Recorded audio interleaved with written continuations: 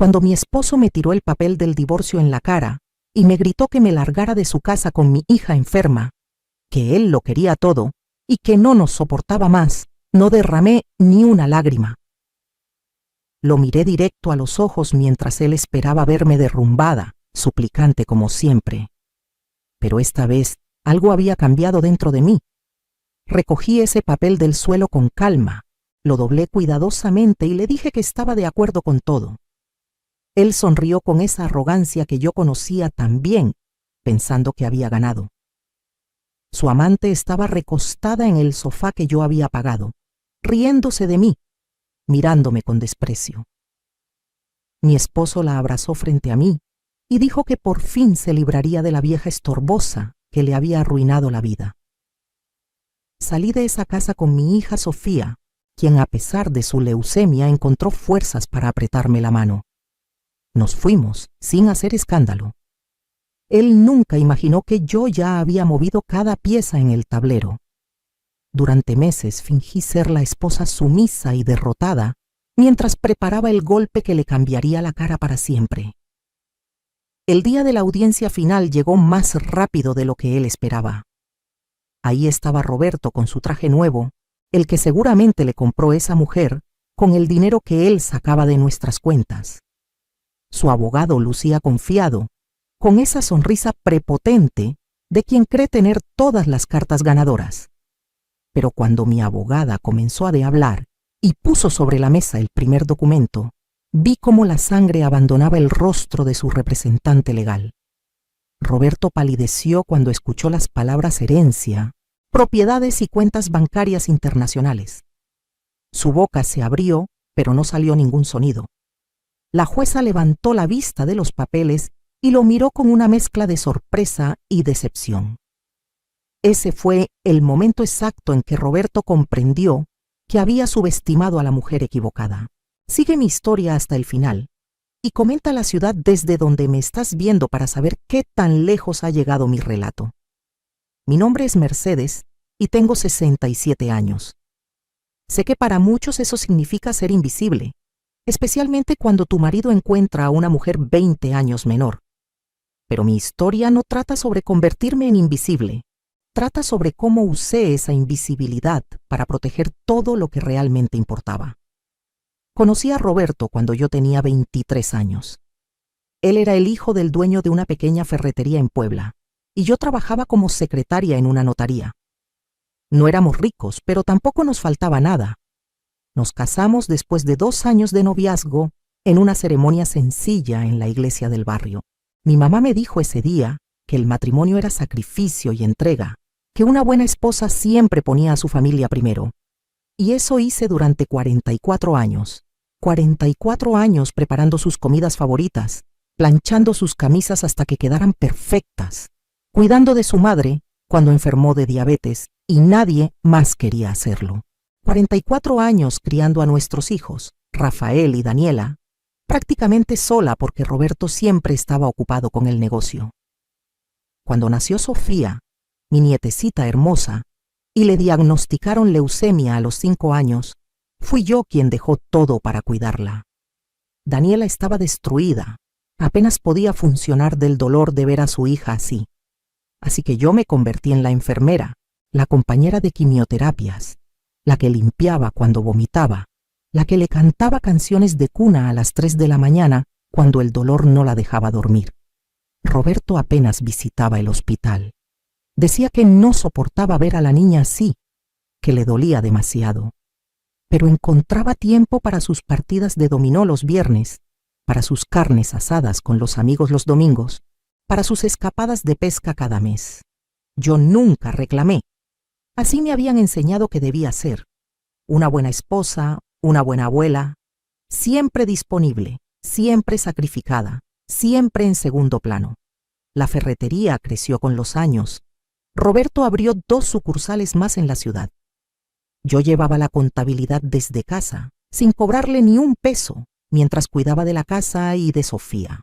Hacía malabares entre las facturas, las citas médicas, la comida, la limpieza. Dormía 4 horas diarias si tenía suerte. Mis manos se llenaron de arrugas, Mi cabello se volvió completamente blanco. Mis rodillas comenzaron a doler de tanto subir y bajar escaleras entre la casa y el cuarto de Sofía. Pero seguía adelante, porque eso era lo que hacía una mujer como yo, seguir adelante sin importar qué. Mi papá murió cuando yo tenía 18 años y me dejó una casa vieja en Oaxaca que nadie quería. Estaba en tan malas condiciones que mis hermanos no pelearon por ella. Me la dejaron a mí casi como un favor. Durante años estuvo ahí, abandonada, mientras yo vivía mi vida en Puebla. Nunca le mencioné mucho a Roberto sobre esa propiedad. Para él era solo una casa vieja, sin valor en un pueblo olvidado. Lo que Roberto nunca supo, lo que nadie supo, era que mi papá también me había dejado unos terrenos cerca de esa casa. Terrenos que en ese momento no valían nada, pero que estaban registrados a mi nombre únicamente. Terrenos por los que nunca nadie preguntó, porque asumieron que si la casa no valía nada, el resto tampoco. Todo comenzó a cambiar hace 2 años. Roberto empezó a llegar tarde, muy tarde. El olor a perfume barato impregnaba sus camisas. Perfume que definitivamente yo no usaba. Cuando le preguntaba dónde había estado, me respondía con irritación que en el negocio, que tenía muchas responsabilidades, que yo no entendía la presión que él manejaba. Comenzó a tratarme diferente. Ya no era indiferencia, era desprecio. Me criticaba la comida que preparaba, la misma que durante 40 años le había encantado. Decía que la casa estaba sucia cuando yo pasaba el día entero limpiando entre cuidar a Sofía. Se quejaba de mi apariencia, de mis canas, de las arrugas alrededor de mis ojos, de los kilos que había ganado durante años de comer sobras y dormir poco. Un día encontré un recibo de un restaurante caro en el bolsillo de su pantalón. Era por 2,000 pesos, una cena para 2 con vino francés y camarones. Ese mismo mes me había dicho que no había dinero para el medicamento nuevo que el oncólogo de Sofía había recomendado, uno que podría reducir los efectos secundarios de la quimioterapia. Yo pagué ese medicamento con mis ahorros personales, el dinero que había guardado moneda por moneda durante años. Cuando lo confronté sobre el recibo, me dijo que había sido una cena de negocios. Pero los negocios no se hacían en restaurantes románticos con velas y música en vivo un día de San Valentín. Comencé a notar más cosas. Llamadas que cortaba cuando yo entraba a la habitación. Mensajes que borraba inmediatamente. Una vez lo vi sonreír, mirando su teléfono con una ternura que hacía décadas no me dedicaba a mí. Mis hijos tampoco ayudaban mucho. Rafael se había casado con una mujer llamada Patricia, que me odiaba desde el primer día. Decía que yo era entrometida, que opinaba demasiado, que no respetaba su espacio. Todo porque una vez sugerí que no era buena idea que dejaran a su bebé de 3 meses con cualquier persona, mientras ellos se iban de fiesta cada fin de semana. Desde entonces, me excluyeron de sus vidas. Solo me llamaban cuando necesitaban dinero prestado o que cuidara al niño porque su niñera había faltado. Daniela estaba tan consumida por la enfermedad de Sofía que apenas registraba lo que pasaba a su alrededor. Su matrimonio se estaba cayendo a pedazos. Su esposo la había dejado porque no soportó la presión de tener una hija enferma. Ella trabajaba dobles turnos como maestra para pagar las cuentas médicas que el seguro no cubría. Yo era su único apoyo real. Así que ahí estaba yo, a mis 65 años en ese momento, cuidando de una nieta enferma, manteniendo una casa, trabajando en la contabilidad del negocio familiar sin pago y viendo cómo mi esposo se alejaba más cada día. Me sentía invisible, peor que invisible.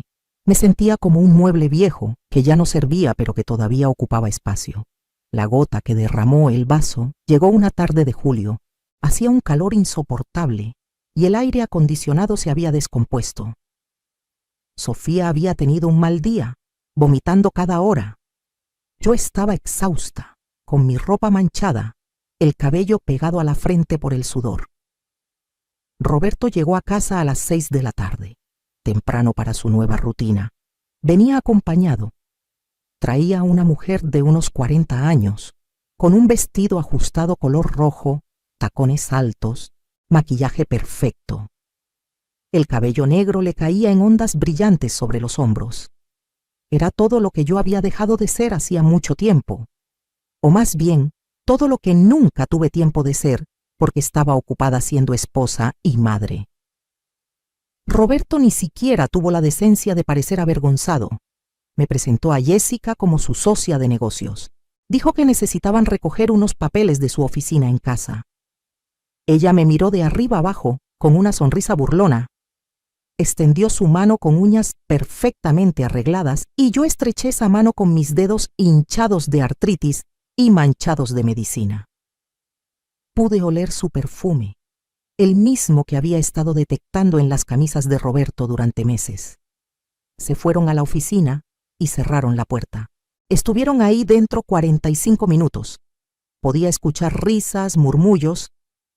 Cuando salieron, el cabello de ella estaba ligeramente despeinado y Roberto tenía esa expresión de satisfacción que yo conocía bien. Jessica se despidió de mí con un hasta luego, Mercedes, cuídate mucho, con un tono que destilaba condescendencia. Esa noche Roberto no cenó en casa. Dijo que tenía más reuniones de negocios. Yo me quedé ahí, en esa cocina, mirando la comida que había preparado enfriarse en el plato. Algo dentro de mí se rompió, pero no de la manera que esperarías. No lloré ni grité. Simplemente sentí una claridad fría y absoluta. Por primera vez en 40 y tantos años, dejé de preguntarme qué había hecho mal y comencé a preguntarme qué iba a hacer al respecto. A la mañana siguiente llamé a un abogado. No cualquier abogado, sino la mejor abogada de divorcios de Puebla, una mujer llamada Doctora Hernández que tenía reputación de ser implacable. Le conté todo. Ella escuchó en silencio, tomando notas. Cuando terminé, me miró por encima de sus lentes y me dijo: Mercedes, dime algo, ¿tienes bienes a tu nombre? Le hablé de la casa en Oaxaca. Le hablé de los terrenos. Me preguntó si Roberto sabía de ellos. Le dije que sabía de la casa pero que nunca le había dado importancia, que de los terrenos jamás había hablado con él, porque nunca parecieron importantes. Ella sonrió. Fue una sonrisa que me dio esperanza por primera vez en meses. Las cosas se empeoraron rápidamente en casa. Roberto ya ni siquiera intentaba esconder su aventura. Jessica llamaba a la casa a todas horas. Una vez contesté y ella me dijo que dejara de molestar a su hombre, que me hiciera un favor y desapareciera. Su hombre. Como si 44 años de matrimonio no significaran nada, como si yo fuera la intrusa en mi propia vida. Roberto comenzó a dormir en el cuarto de invitados. Luego comenzó a no llegar a dormir para nada. Los vecinos murmuraban. Doña Carmen de al lado dejó de saludarme, como si el adulterio de mi esposo fuera contagioso o de alguna manera culpa mía. En la iglesia las otras señoras me miraban con lástima. Esa lástima era casi peor que el desprecio. Mientras tanto, yo seguía con mi rutina. Cuidaba a Sofía, limpiaba la casa, preparaba comida que nadie comía. Pero ahora también hacía otras cosas. Me reunía con la doctora Hernández, investigaba, recopilaba documentos. Roberto pensaba que yo era tonta, que no entendía de negocios o de dinero. Ese fue su primer error. Yo había llevado la contabilidad de sus ferreterías durante años. Conocía cada número, cada cuenta, cada transacción, y comencé a notar irregularidades. Dinero que salía de las cuentas del negocio hacia cuentas personales. Facturas falsas, compras que nunca se habían hecho pero que aparecían en los registros. Roberto estaba desviando dinero del negocio, probablemente para mantener su estilo de vida con Jessica. Documenté todo, cada irregularidad, cada transferencia sospechosa. La doctora Hernández me explicó que esto podría ser crucial. Mientras yo hacía esto, también investigué sobre mis propiedades en Oaxaca. Resultó que la zona donde estaban mis terrenos se había desarrollado enormemente en los últimos años. El gobierno había construido una carretera nueva que conectaba con la costa. Empresas turísticas estaban comprando terrenos en la zona para desarrollar resorts y hoteles boutique. Mis terrenos, esos que nadie quería, esos que Roberto consideraba basura, ahora valían una fortuna. Contraté a un valuador que confirmó lo que yo sospechaba. Solo los terrenos valían cerca de 15 millones de pesos. La casa vieja, con algo de remodelación, podría convertirse en una posada encantadora que valía otros 2 millones. 17 millones de pesos que eran completamente míos, solo a mi nombre, adquiridos antes del matrimonio. Dinero del que Roberto no podía tocar ni un centavo. La doctora Hernández casi salta de alegría cuando le mostré la evaluación. Ahora teníamos munición. Un sábado por la tarde, hace unos 8 meses, Roberto llegó a casa con Jessica del brazo. Ya ni siquiera fingían.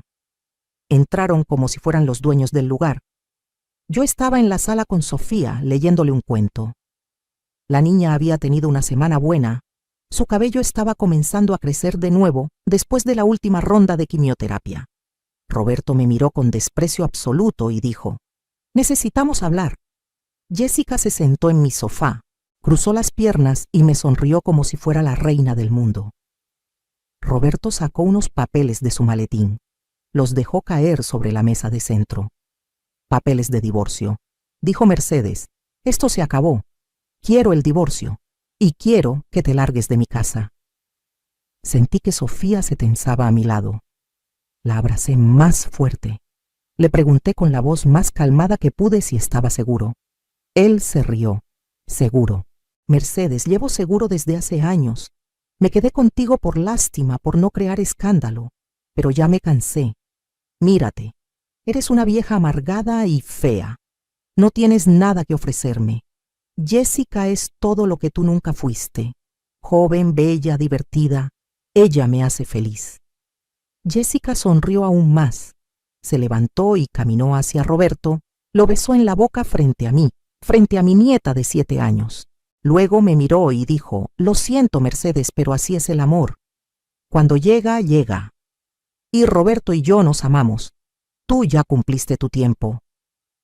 Le pregunté a Roberto qué pasaría con Sofía, con Daniela. Él se encogió de hombros. «Ese no es mi problema.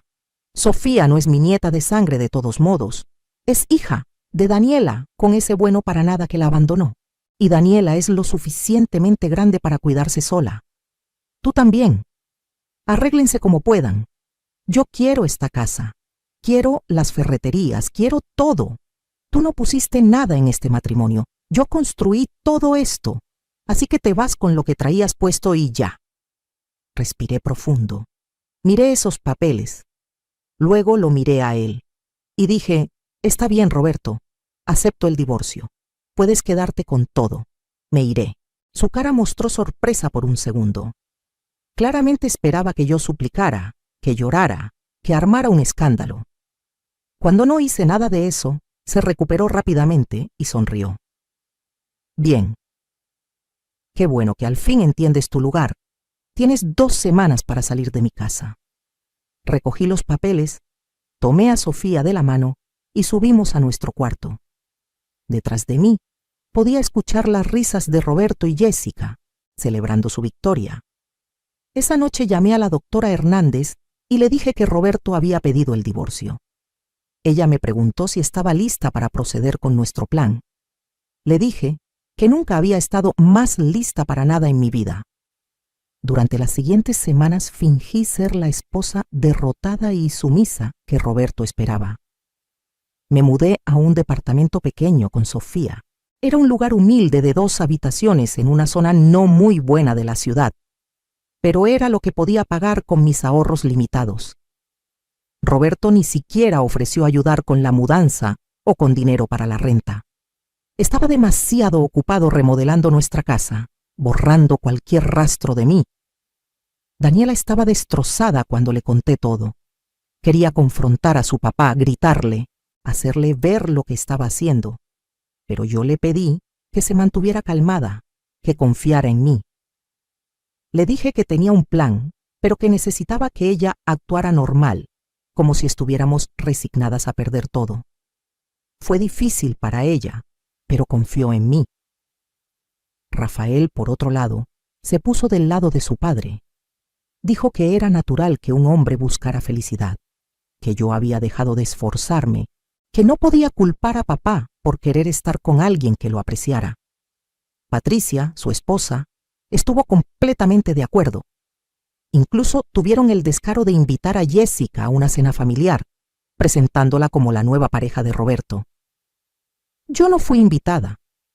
Eso dolió más de lo que quiero admitir. Perder a tu hijo, ver que elige al padre adúltero sobre la madre que sacrificó todo, eso te parte el alma. Pero usé ese dolor como combustible. Cada humillación, cada desprecio, cada risa burlona, lo guardé todo y lo convertí en determinación. Mientras tanto, Roberto procedió con el divorcio de manera agresiva. Su abogado era un hombre arrogante llamado licenciado Fuentes, conocido por ser despiadado. En las primeras audiencias, argumentaron que yo no tenía derecho a nada, porque no había contribuido económicamente al matrimonio.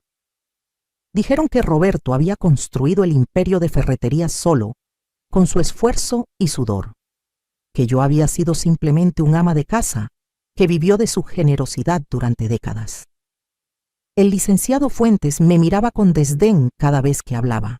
Trataba de intimidarme con términos legales complicados, con amenazas veladas de dejarme en la calle sin nada. La doctora Hernández jugaba su papel perfectamente. Parecía apenas competente, como si estuviera haciendo lo posible con un caso perdido. Pedía pequeñas cosas, una pensión mínima, tal vez algo de dinero para ayudar con los gastos de Sofía. Roberto y su abogado rechazaban todo con risas. Nada. Ella no merece nada, decía Roberto en cada audiencia. Yo me sentaba ahí, con ropa sencilla, sin maquillaje, viéndome exactamente como la vieja derrotada que ellos creían que era. Pero por dentro estaba contando los días para la audiencia final. 3 meses después de que Roberto me entregara los papeles de divorcio, llegó el día de la audiencia final. Me levanté temprano esa mañana, me bañé con calma y me puse un vestido azul marino sencillo, pero elegante, que había comprado especialmente para la ocasión. Me maquillé ligeramente, me peiné con cuidado. Cuando me miré al espejo, vi a una mujer diferente de la que había sido meses atrás. Seguía teniendo 67 años, seguía teniendo arrugas y canas, pero había algo nuevo en mis ojos. Había poder. Sofía estaba con Daniela. La niña estaba respondiendo bien al tratamiento finalmente. Su cabello estaba creciendo en pequeños rizos suaves y sus mejillas habían recuperado algo de color. Antes de salir, la besé y le dije: «Abuelita va a arreglar las cosas hoy, mi amor».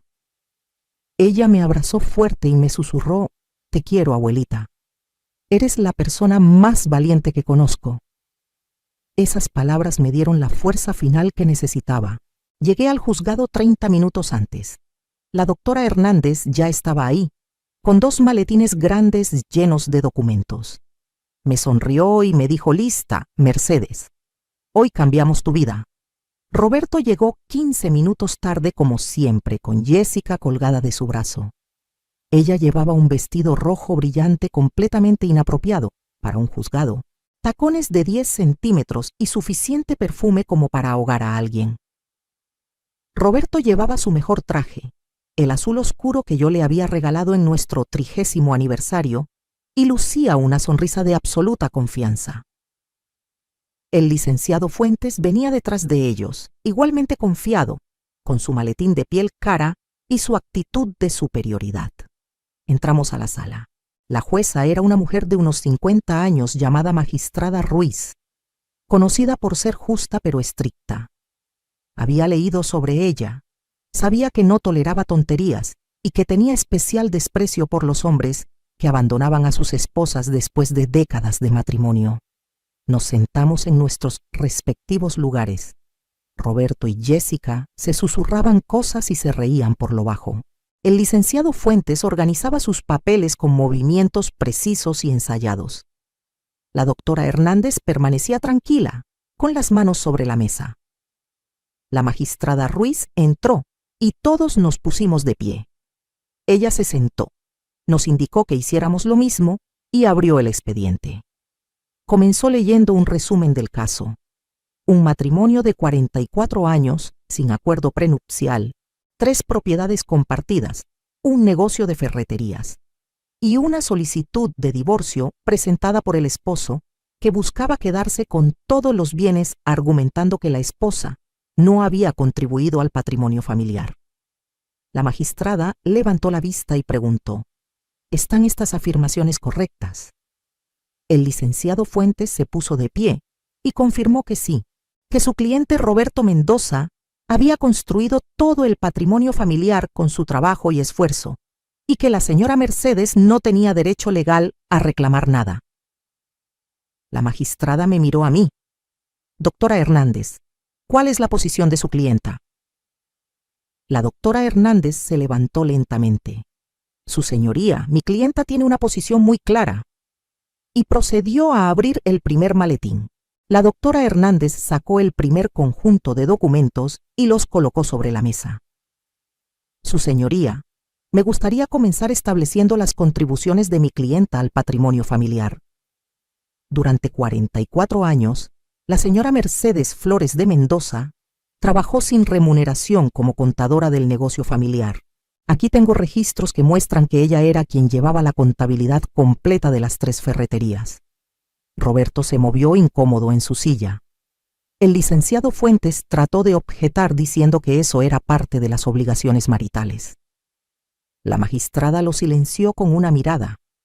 La doctora Hernández continuó: además, tengo declaraciones de proveedores y empleados que confirman que la señora Mercedes era quien manejaba las relaciones con proveedores, quien negociaba precios, quien de hecho tomaba muchas de las decisiones del negocio mientras el señor Mendoza se ocupaba de otras actividades.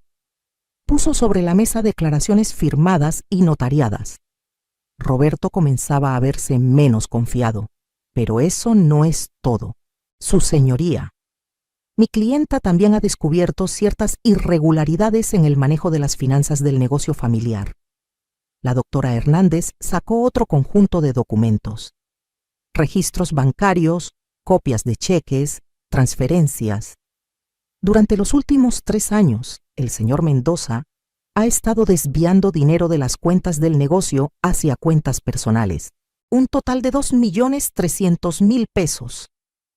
El licenciado Fuentes se puso de pie de un salto. Esto es ridículo. Mi cliente tiene todo el derecho de manejar el dinero de su propio negocio como considere apropiado. La doctora Hernández sonrió. Cierto, licenciado, pero resulta que las ferreterías no están registradas únicamente a nombre del señor Mendoza. Dejó caer otro documento sobre la mesa, la escritura original de la primera ferretería, firmada hace 38 años. En esa escritura aparecíamos tanto Roberto como yo, como propietarios al 50% cada uno. Roberto se puso pálido. Yo nunca le había mencionado ese detalle. Había olvidado que cuando abrimos el primer local, el notario nos había sugerido poner ambos nombres para efectos fiscales. Durante casi 4 décadas, Roberto había operado como si fuera el único dueño, pero legalmente yo era copropietaria. Eso significa, su señoría, que mi cliente es copropietaria del negocio y que las transferencias no autorizadas que el señor Mendoza hizo constituyen apropiación indebida de recursos compartidos. El licenciado Fuentes estaba revisando frenéticamente sus propios papeles. Jessica ya no sonreía. Roberto me miraba con una mezcla de shock e ira. Pero la doctora Hernández no había terminado. Ahora bien, su señoría, pasemos a discutir los bienes personales de mi clienta. Roberto se rió nerviosamente. ¿Qué bienes personales puede tener ella? No tiene nada. La doctora Hernández abrió el segundo maletín. Sacó documentos, valuaciones, títulos de propiedad.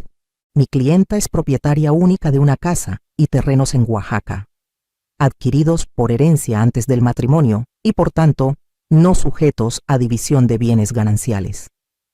La magistrada tomó los documentos y comenzó a revisarlos. Roberto dijo con desdén: «Esa casa vieja no vale nada. Todos lo sabemos». La doctora Hernández sonrió más ampliamente. De hecho, señor Mendoza, esa propiedad ha sido valuada recientemente en 17 millones de pesos. El silencio que siguió a esa declaración fue absoluto. Roberto se quedó con la boca abierta. El licenciado Fuentes dejó caer el bolígrafo que sostenía. Jessica parecía haber dejado de respirar. La magistrada Ruiz levantó las cejas con interés y continuó leyendo los documentos de evaluación. 17 millones, repitió la magistrada. La doctora Hernández asintió. Así es, su señoría. La zona donde se encuentran estas propiedades ha experimentado un desarrollo turístico significativo en los últimos años. Los terrenos de mi clienta tienen frente de playa y acceso directo a la nueva carretera costera. Varias empresas hoteleras han expresado interés en comprarlos. Aquí tengo 3 ofertas formales, la más alta por 19 millones de pesos. Puso las cartas de oferta sobre la mesa. Roberto encontró su voz finalmente. Eso no puede ser cierto. Esos terrenos no valen nada. Mercedes me está mintiendo. Fabricó esos documentos.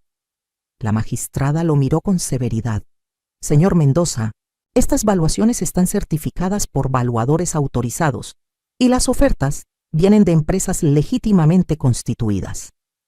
A menos que tenga evidencia de fraude, le sugiero que controle sus acusaciones.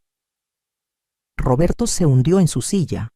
Podía ver su mente trabajando, calculando, dándose cuenta de que había cometido un error monumental. El licenciado Fuentes pidió un receso. La magistrada lo concedió. Nos levantamos y salimos al pasillo. Roberto me agarró del brazo con fuerza. Me dolió, pero no dije nada. Su cara estaba roja de ira. ¿Desde cuándo sabías que esos terrenos valían tanto? Le respondí con calma: desde hace unos meses, Roberto. Cuando tú estabas ocupado con Jessica, yo estaba ocupada investigando mi futuro. Jessica se acercó y me gritó: eres una víbora, una mentirosa. Le estabas ocultando esto a tu esposo. Me reí. Era la primera vez que me reía genuinamente en meses. Le dije: Jessica, querida, Roberto no es mi esposo, es mi pronto ex esposo. Y no le oculté nada. Simplemente nunca preguntó. Asumió que yo no tenía nada de valor, como asumió tantas otras cosas sobre mí. La doctora Hernández intervino y nos separó. Le dijo a Roberto que se alejara de su clienta o presentaría cargos por intimidación. Volvimos a entrar a la sala. El licenciado Fuentes lucía significativamente menos confiado. Cuando la magistrada retomó la sesión, él pidió la palabra. Su señoría, mi cliente estaría dispuesto a llegar a un acuerdo. Quizás una división más equitativa de los bienes. La magistrada lo miró. Hace una hora su cliente insistía en que la señora Mendoza no merecía nada. ¿Qué ha cambiado? El licenciado Fuentes tragó saliva. Hemos reconsiderado nuestra posición dado que nueva información ha salido a luz. La magistrada se volvió hacia mí. Señora Mendoza, ¿está usted interesada en llegar a un acuerdo con su esposo? Me puse de pie lentamente. Toda la sala me miraba. Roberto con ansiedad, Jessica con odio, el licenciado Fuentes con nerviosismo, la magistrada con curiosidad, la doctora Hernández con orgullo. Hablé con voz clara y firme. Su señoría, hace 3 meses mi esposo me echó de la casa que compartimos durante 44 años. Me dijo que yo no tenía valor, que era vieja y fea, que no merecía nada. Me dijo que me largara con mi nieta enferma, que él no nos necesitaba ni nos quería. Delante de esa niña de 7 años con leucemia, besó a su amante y me dijo que yo ya había cumplido mi tiempo. No ofreció ayuda económica, no ofreció apoyo. Me dejó en la calle con lo puesto. Tuve que mudarme a un departamento pequeño. Tuve que usar mis ahorros para pagar el tratamiento de mi nieta, porque él se negó a ayudar. Durante 3 meses me ha humillado públicamente. Ha paseado a su amante por toda la ciudad. Ha hablado mal de mí con quien quiera escuchar. Ahora que descubre que tengo recursos, de repente quiere negociar. De repente quiere ser justo. Mi respuesta es no. No quiero ningún acuerdo con usted, señor Mendoza. La magistrada asintió. Entiendo su posición, señora Mendoza. Entonces procedamos con la división legal de bienes. La doctora Hernández se levantó nuevamente. Su señoría, me gustaría presentar evidencia adicional. Tengo aquí registros médicos que muestran los gastos de tratamiento de la nieta de mi clienta, gastos que mi clienta ha estado cubriendo sola.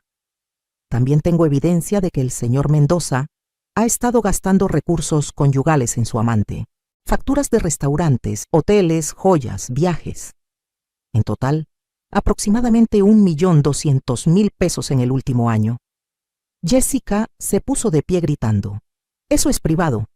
No tienen derecho a investigar nuestra relación». La magistrada la miró con frialdad. «Siéntese, señorita. Usted no es parte de este procedimiento. Si vuelve a interrumpir, la sacaré de la sala». Jessica se sentó, pero fulminaba con la mirada. La magistrada revisó toda la evidencia que la doctora Hernández había presentado. Después de varios minutos de silencio, habló. «He revisado toda la documentación presentada por ambas partes. Mi decisión es la siguiente. Las 3 ferreterías, siendo propiedad compartida según la escritura original, serán divididas de la siguiente manera.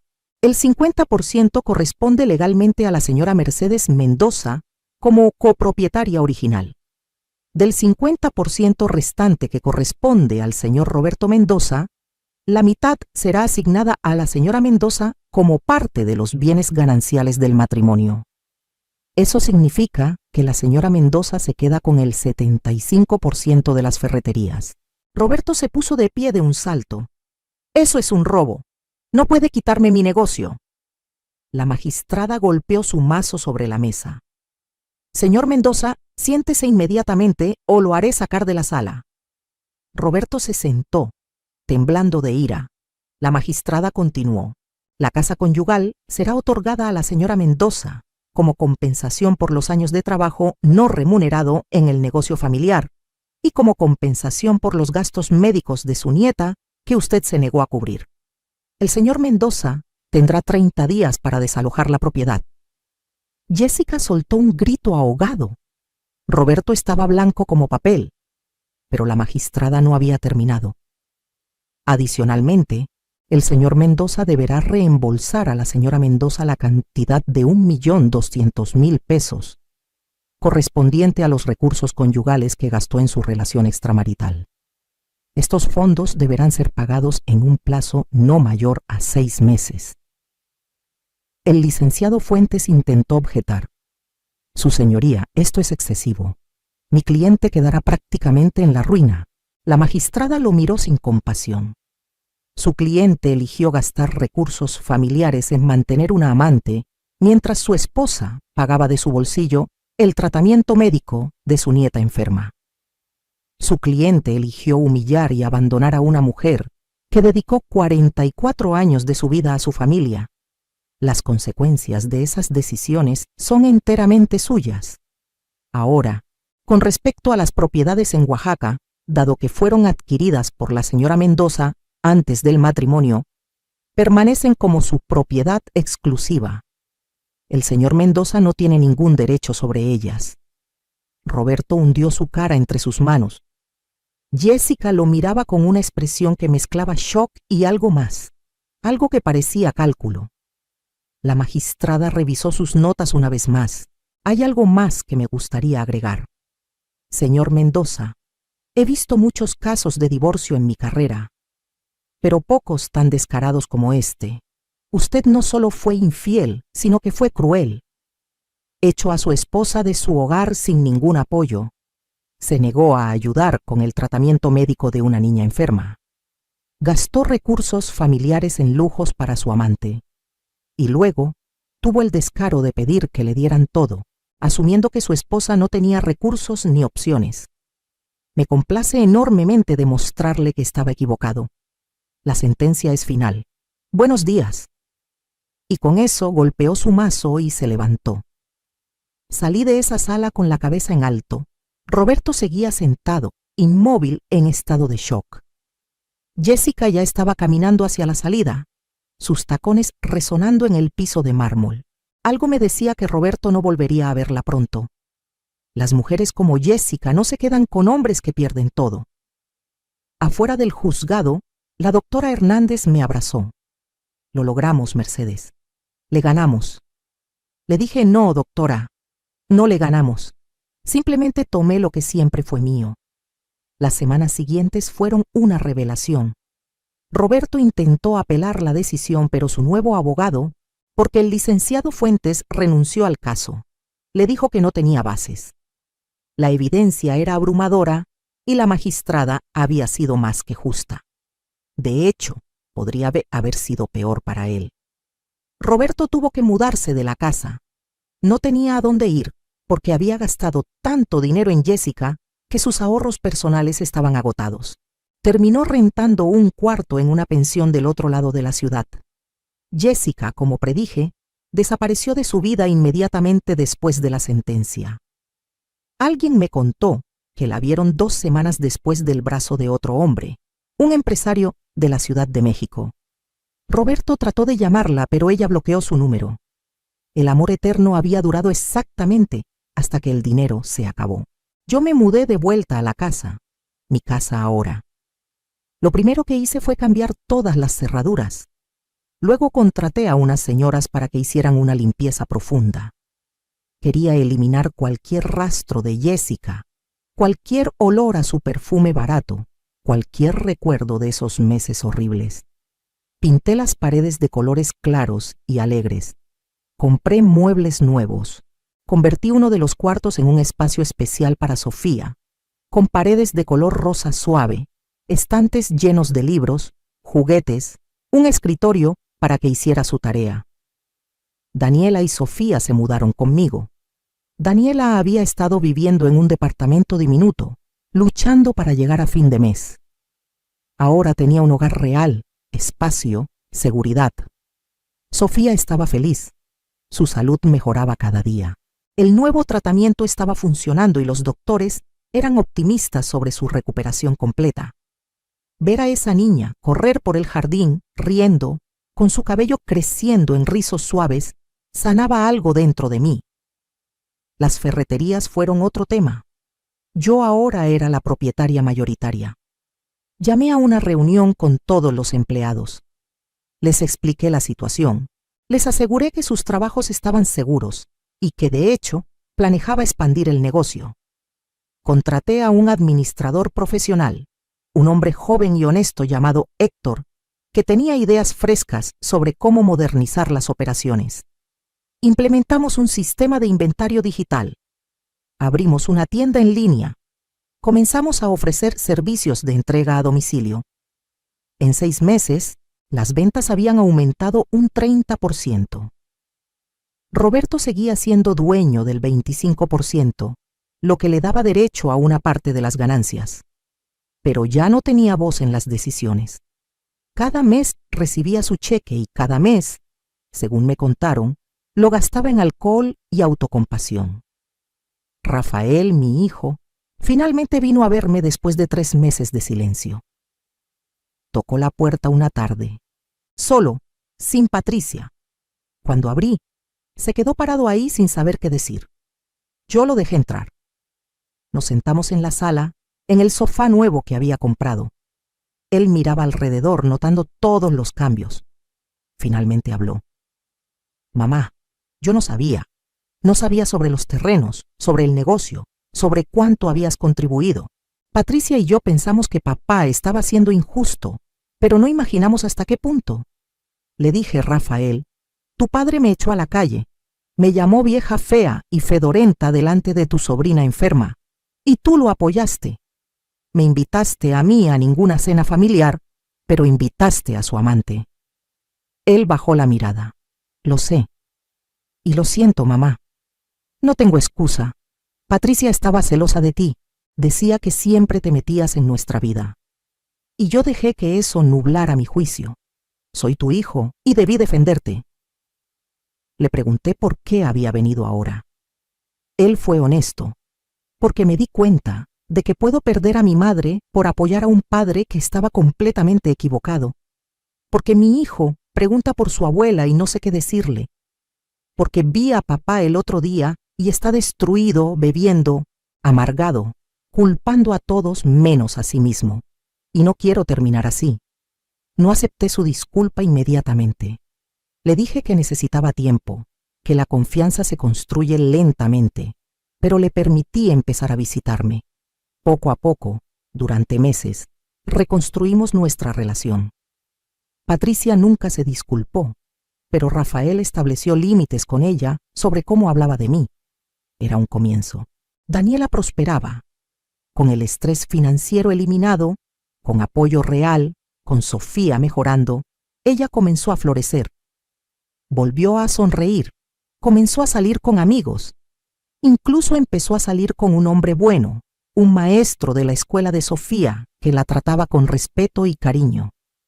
Verla feliz me llenaba el corazón. Yo misma cambié de maneras que nunca imaginé. Contraté a una empleada doméstica que venía 3 veces por semana. No porque no pudiera limpiar mi propia casa, sino porque no quería. Después de 44 años limpiando para otros, decidí que merecía ayuda. Tomé clases de pintura, algo que siempre había querido hacer pero nunca había tenido tiempo. Resultó que era bastante buena. Mis pinturas de paisajes oaxaqueños comenzaron a llenar las paredes de la casa. Me uní a un grupo de mujeres de mi edad que se reunían los jueves para tomar café y compartir historias. Muchas de ellas tenían historias similares a la mía: esposos infieles, años de sacrificio sin reconocimiento, la lucha de encontrarse a sí mismas después de décadas de ser definidas solo como esposas y madres. Nos apoyábamos mutuamente, celebrábamos nuestras victorias, nos consolábamos en nuestras derrotas. Decidí qué hacer con las propiedades en Oaxaca. Rechacé las ofertas de compra de las empresas hoteleras. En su lugar, contraté a un arquitecto y a un constructor. Remodelamos la casa vieja de mi padre, convirtiéndola en una hermosa posada boutique de 6 habitaciones. Mantuvimos el carácter original de la construcción, pero la modernizamos con baños privados, aire acondicionado, camas cómodas. La llamé Casa Mercedes. En los terrenos, en lugar de vender, desarrollé un pequeño complejo de cabañas ecológicas. 8 cabañas construidas con materiales sustentables, diseñadas para mezclarse con el paisaje natural. Contraté a personas del pueblo local para trabajar en la posada y en las cabañas. Les pagaba salarios justos, les daba prestaciones, los trataba con respeto. La posada abrió hace 6 meses. Ha sido un éxito rotundo. Los turistas aman la autenticidad del lugar, la belleza de la costa oaxaqueña, la comida tradicional que servimos. Las reseñas en línea son excelentes y las ganancias son muy buenas, más de lo que necesito para vivir cómodamente. Uso parte de esas ganancias para ayudar a otras mujeres. Establecí un fondo que ayuda a mujeres mayores que están pasando por divorcios difíciles. Les pagamos asesoría legal, las conectamos con recursos, les damos apoyo emocional. En el primer año ayudamos a 22 mujeres.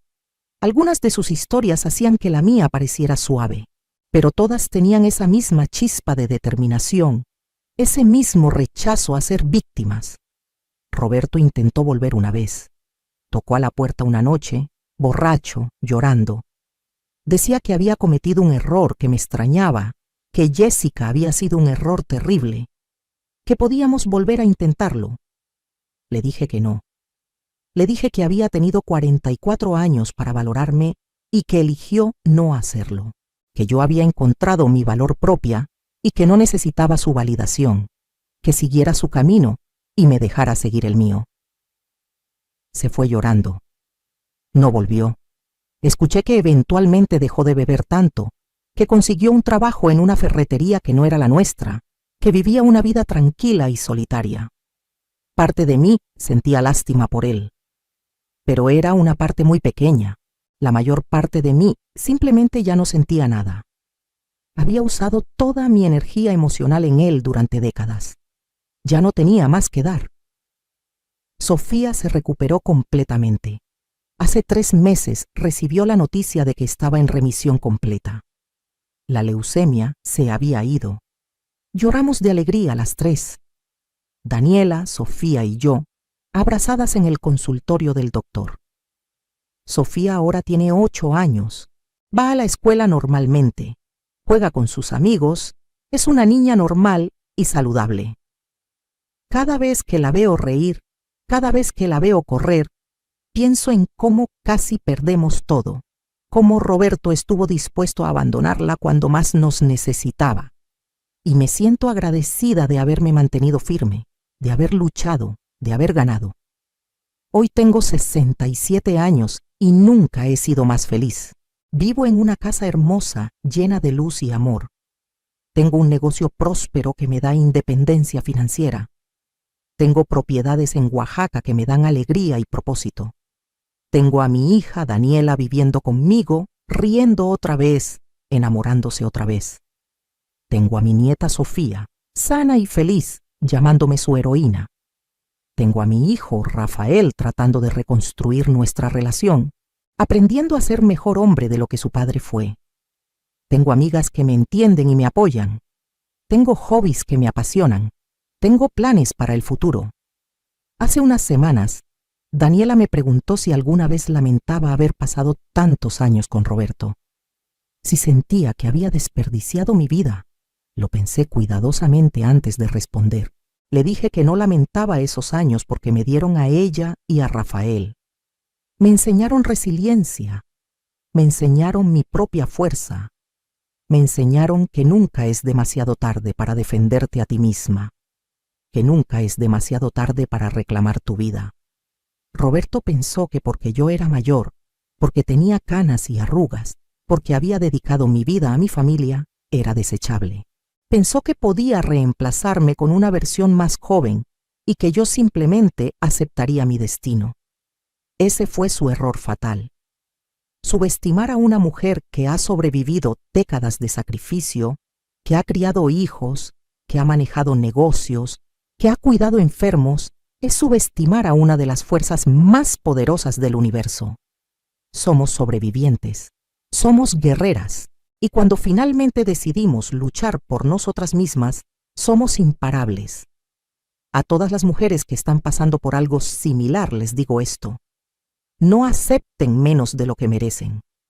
No crean cuando les dicen que no tienen valor porque son mayores, porque han cambiado físicamente, porque dedicaron años a su familia en lugar de a una carrera. Esos años tienen valor. Ese trabajo tiene valor. Ustedes tienen valor. Investiguen sus recursos. Conozcan sus derechos. Busquen ayuda legal competente. No se rindan porque alguien más decidió que ya no les sirven. Y si tienen activos que otros desconocen, si tienen habilidades que otros subestiman, si tienen fuerza que otros no ven, úsenlos. No para venganza, sino para justicia. No para destruir, sino para construir la vida que merecen. Hoy visité la tumba de mi padre por primera vez en años. Le agradecí por dejarme esos terrenos que nadie quería. Le dije que finalmente entendí por qué siempre me decía que guardara algo solo para mí, que nunca pusiera todo en manos de otra persona. Él lo sabía. Sabía que algún día podría necesitar mi propia base, mi propia seguridad. Y tenía razón. Anoche cené con mis amigas del grupo de los jueves. Les conté la versión completa de mi historia, todos los detalles. Cuando terminé, hubo un momento de silencio. Luego una de ellas, Guadalupe, levantó su copa de vino y dijo un brindis. Por Mercedes, quien nos recuerda que nunca es demasiado tarde para ganar. Todas levantaron sus copas. Brindamos, reímos, compartimos nuestras propias historias de triunfo y superación. Y me di cuenta de que esto era lo que había estado buscando toda mi vida sin saberlo. No la aprobación de un hombre, no el estatus de esposa perfecta, sino esta hermandad de mujeres fuertes, esta comunidad de sobrevivientes, esta red de apoyo mutuo. En mi casa ahora, sobre la chimenea de la sala, cuelga una de mis pinturas favoritas. Es un paisaje de Oaxaca al amanecer, con el sol saliendo sobre las montañas, bañando todo en luz dorada. Lo pinté la primera vez que visité mis propiedades después de la sentencia. Me paré en esa playa. Sentí la arena bajo mis pies, escuché las olas, olí el aire salado del mar y supe que estaba exactamente donde debía estar.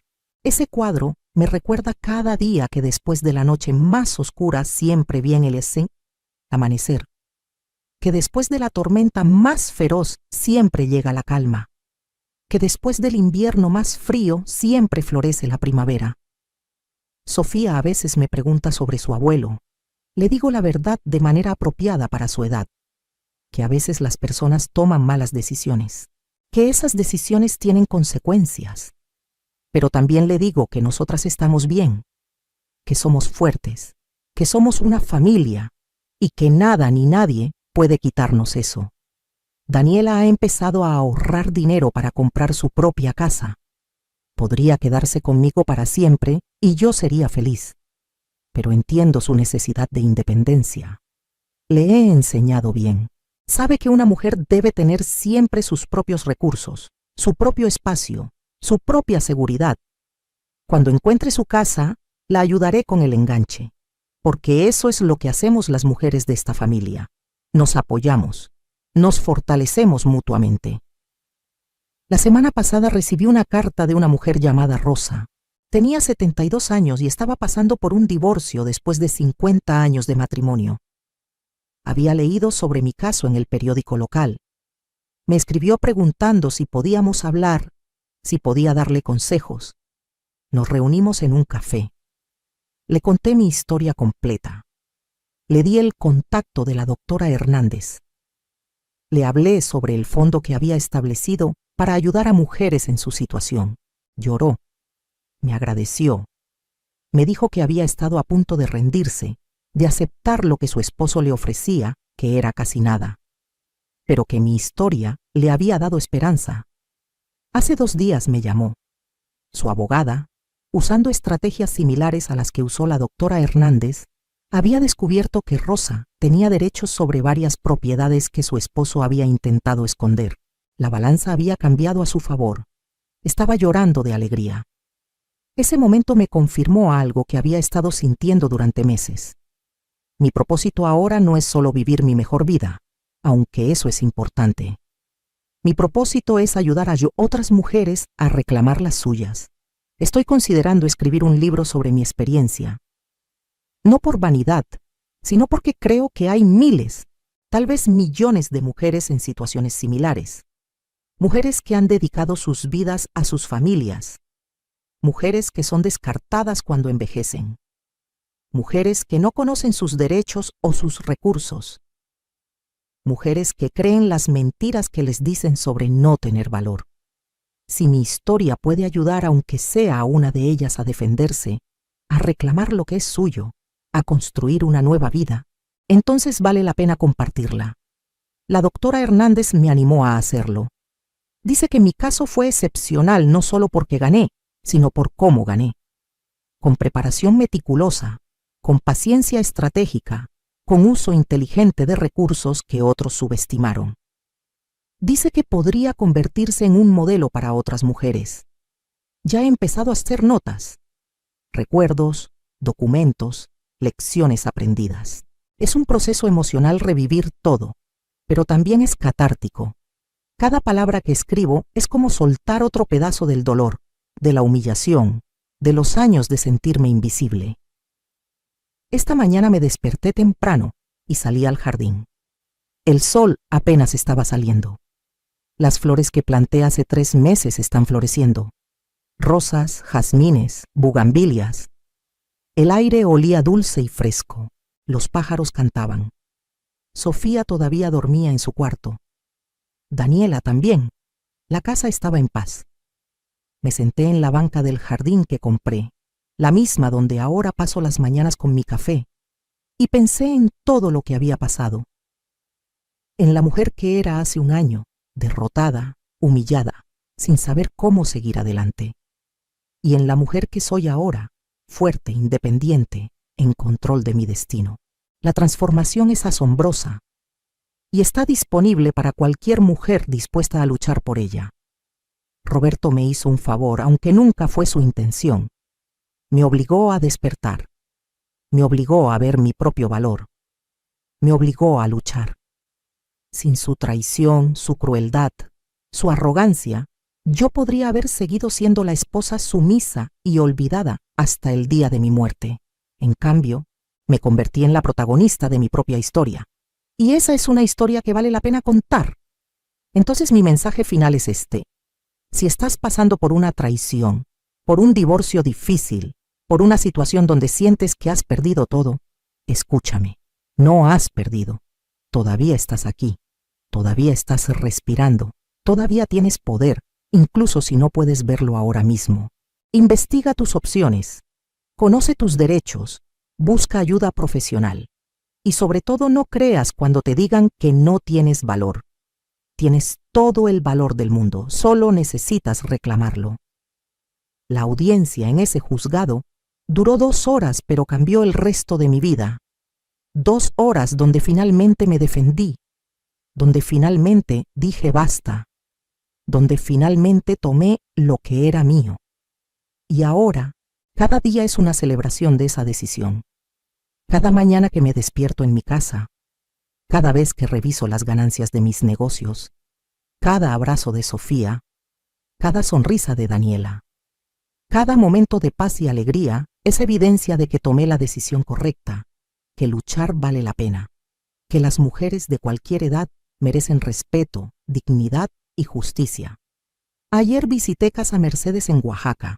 Había pasado un mes desde mi última visita. El lugar estaba lleno de huéspedes, una pareja de Argentina, una familia de Estados Unidos, 2 amigas de Monterrey celebrando sus 60 cumpleaños. Todos estaban encantados con la propiedad, con la comida, con la hospitalidad. Me senté en la terraza mirando el océano y me sentí profundamente agradecida. Esa propiedad que nadie quería, esos terrenos que Roberto despreció, ahora me daban no solo ingresos, sino también propósito y alegría. Me quedé 2 días. Caminé por la playa, nadé en el mar. Comí pescado fresco. Hablé con los empleados sobre sus familias, sus sueños.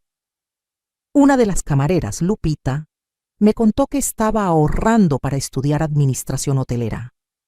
Le dije que cuando terminara sus estudios, tendría un trabajo esperándola como gerente. Lloró de agradecimiento. Le dije que las mujeres debemos apoyarnos mutuamente, ayudarnos a crecer. La última noche ahí, organicé una cena especial.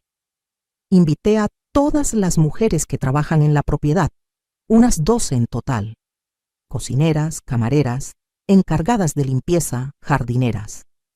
Les preparé mi mole especial, el mismo que solía cocinar para Roberto y que nunca valoró. Ellas lo devoraron y me llenaron de cumplidos. Durante la cena compartimos historias. Muchas de ellas también habían pasado por matrimonios difíciles, esposos abusivos o negligentes, situaciones de pobreza y lucha. Pero todas eran sobrevivientes. Todas eran guerreras. Les conté mi historia completa por primera vez fuera de mi círculo cercano. Escucharon en silencio absoluto. Cuando terminé, una de ellas, doña Teresa, que tiene 75 años y trabaja en la cocina, dijo: «Esto es lo que necesitamos las mujeres. Necesitamos escuchar que es posible ganar, que no estamos condenadas a aguantar, que podemos cambiar nuestras vidas incluso cuando pensamos que es demasiado tarde». Esa noche, bajo las estrellas de Oaxaca, con el sonido del mar de fondo, sentí que había encontrado mi tribu. No solo mis amigas en Puebla, sino estas mujeres también, y todas las mujeres que aún no conozco pero que están luchando sus propias batallas. Todas estamos conectadas por la experiencia compartida de ser subestimadas, descartadas, pero también por la fuerza compartida de negarnos a permanecer derrotadas. Cuando regresé a Puebla, Sofía me recibió en la puerta corriendo. «Abuelita, te extrañé tanto. Cuéntame del mar». Me senté con ella y le mostré las fotos que había tomado. Le hablé de las tortugas que vimos anidando en la playa. Le prometí que pronto iríamos juntas, que le enseñaría a nadar en esas aguas cálidas.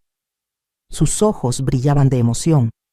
Daniela me abrazó y me susurró: gracias, mamá, por todo, por nunca rendirte, por mostrarnos cómo ser fuertes. Le dije que no tenía que agradecer nada, que simplemente estaba haciendo lo que cualquier madre haría. Pero ella insistió: no, mamá, no cualquier madre habría hecho lo que tú hiciste. Muchas se habrían rendido. Tú luchaste y ganaste y nos salvaste a todas.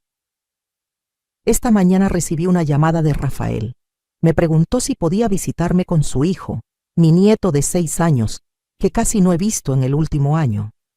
Le dije que sí, que siempre serían bienvenidos. Llegaron en la tarde.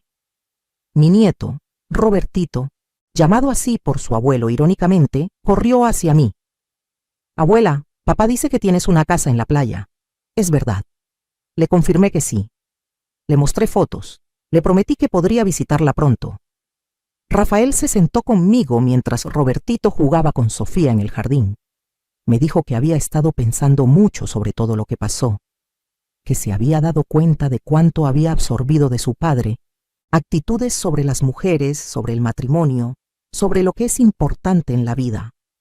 Dijo que no quería que Robertito creciera con esas mismas ideas, que quería criarlo diferente, para valorar a las mujeres, para respetar el trabajo doméstico, para entender que el matrimonio es una sociedad de iguales. Le dije que me alegraba escucharlo, que nunca es demasiado tarde para cambiar, que el hecho de que reconociera sus errores ya era un paso enorme. Me preguntó si podía perdonarlo algún día completamente.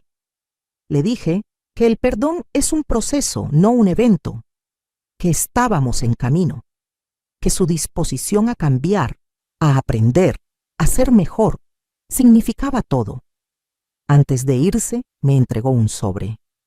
Dentro había una carta escrita a mano. La leí después de que se fueron. Era una disculpa detallada, específica.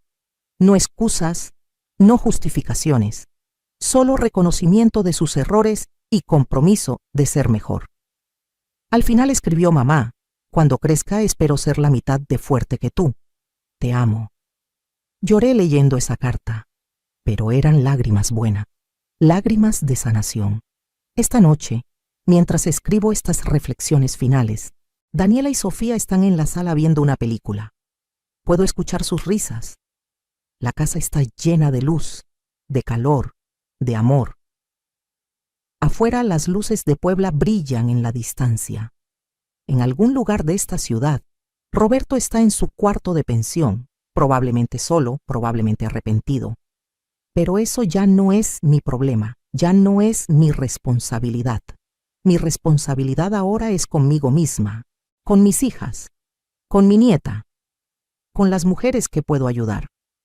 Tengo 67 años y siento como si mi vida apenas estuviera comenzando. Tengo planes. Quiero expandir Casa Mercedes. Tal vez abrir otra propiedad en un lugar diferente. Quiero que mi fondo de ayuda llegue a más mujeres. Quiero escribir ese libro. Quiero viajar. Quiero seguir pintando. Quiero seguir creciendo y lo haré, porque ahora sé algo que no sabía hace un año. Sé que soy capaz. Sé que soy fuerte. Sé que merezco felicidad. Y sé que nunca, nunca más permitiré que alguien me haga sentir menos de lo que soy. Entonces, para todas ustedes que están escuchando mi historia, les dejo con esto. ¿Qué harías en mi lugar? Si tu pareja te traicionara después de décadas de dedicación, si te dijeran que no vales nada, si te echaran de tu propia casa, ¿te rendirías o lucharías? Yo elegí luchar y esa elección cambió todo. Comenta abajo qué harías tú. Cuéntame tu historia si tienes una similar. Y recuerda, no importa cuántos años tengas, no importa cuánto tiempo hayas estado en una situación difícil, nunca es demasiado tarde para reclamar tu vida. Nunca es demasiado tarde para defender tu valor. Nunca es demasiado tarde para ganar. Mi nombre es Mercedes. Tengo 67 años. Y esta es mi historia de cómo mi esposo pensó que podía destruirme, pero en cambio me obligó a descubrir mi verdadera fuerza. De cómo perdí un matrimonio pero gané mi libertad. De cómo lo que otros vieron como mi final fue en realidad mi comienzo. Y ahora, cada día que me despierto en mi casa, en mi cama cómoda, rodeada de las personas que realmente me aman, sé con absoluta certeza que tomé las decisiones correctas, que la mujer que fui, sumisa y callada, murió el día que Roberto me entregó esos papeles de divorcio, y en su lugar nació una mujer nueva, una mujer que conoce su valor, una mujer que no acepta menos de lo que merece, una mujer que no tiene miedo, una mujer imparable. Y esa mujer soy yo, Mercedes, sobreviviente, guerrera, vencedora. Esta es mi historia, y apenas está comenzando.